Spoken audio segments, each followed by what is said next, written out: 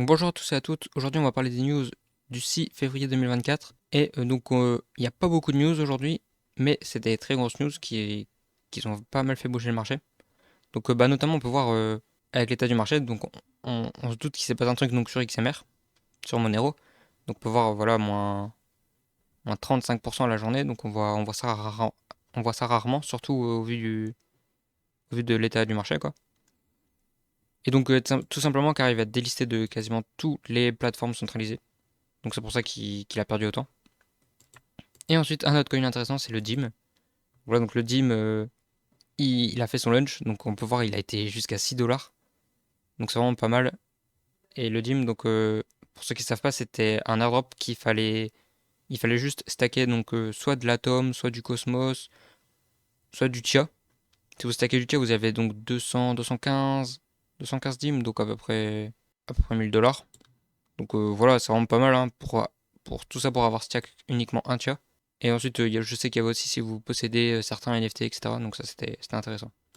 Donc voilà, donc c'est ça la première news, c'est tout simplement Dimension et que leur mainnet il est live. Leur mainnet il a vraiment beaucoup bugué au début, mais bon, comme tous les airdrops entre guillemets, tous ils bug beaucoup au lancement. Mais donc on peut voir que ça va mieux et que le prix il s'est vraiment mis bien. Donc tous ceux qui l'ont payé en ETC, ils l'ont payé donc 4 dollars, c'est pour ça qu'on peut voir là 4 dollars. Ils l'ont payé aux alentours de 4 dollars, pas mal, ils se sont fait 1,5$ par dîme, donc ça rend pas mal. On peut voir qu'il a donc 800 millions de market cap. Certains disent que ça va être comme Tia, donc moi je pense pas non plus comme Teia parce que c'est quand même l'inventeur, mais oui, je pense qu'il a encore de beaux jours devant lui. Ensuite, Dimension, vous pouvez le stack. Vous pouvez le stack sur Kepler tout simplement. Et voilà, donc c'est pas trop mal. Un airdrop gratuit qui nous a donné plus de 1000 dollars, on ne dit pas non, hein. Ensuite, c'est Coin Academy qui nous dit que les données sont obsolètes et présentent un risque négligeable. Les allégations de fuite de données de KYC sur ces utilisateurs.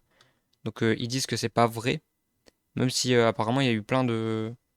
On fait tout simplement acheter des KYC qui ont été faits sur Binance, sur le dark web, etc. Apparemment ils disent que c'est pas vrai, en même temps ils vont pas dire que c'est vrai, mais bon, voilà, c'est bizarre de se prononcer si c'est pas si mentent quoi. On va voir. Ensuite, c'est Zora. Zora, ils disent donc qu'ils supportent maintenant Arbitrum. Donc ça, c'est super. C'est BNF pour Zora. Et Zora, je pense que c'est l'un des airdrops le plus sous-coté. Parce que on voit personne en parler. Alors qu'ils ont levé pas mal de fonds, etc. Après, c'est vrai que l'expérience utilisateur, elle est vraiment horrible. Mais en même temps, on s'en fout, hein. Nous, on est là pour les airdrops, hein. Donc voilà.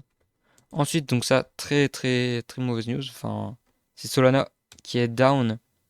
Donc il s'est arrêté à peu près à 10h, à 10h30 il me semble, ou à 10h50. Il est resté en panne pendant près de 5 heures. Mais ça n'a fait aucun dégât. Déjà sur le cours de Solana, je m'attendais à avoir un gros dump. Il n'y a eu donc aucun effet sur le prix du Solana. Et aussi toutes les positions sur Tensor, sur tout ça, il y a eu quasiment aucun impact. Donc voilà, plus de peur que de mal, finalement ça n'a pas changé grand chose quoi. Bah, c'est sûr que c'est pas ouf Solana qui s'arrête, mais bon voilà. Ça, on va dire que ça a pas fait de mal. Ensuite, c'est Jus de Crypto LFDM qui parle de Meteora. Voilà, il fait un petit thread pour parler de Meteora parce que je pense qu'en fait, quand j'ai expliqué dans ma vidéo, bah, c'était vraiment pas clair. Et aussi, c'était pour le remercier parce que moi j'ai connu le protocole Meteora bah, grâce à lui tout simplement. Et voilà. Donc si vous avez pas très bien compris, je vous conseille d'aller voir son thread. Il explique bien mieux que moi. Et voilà, donc c'était tout pour les news du jour. Merci à la prochaine.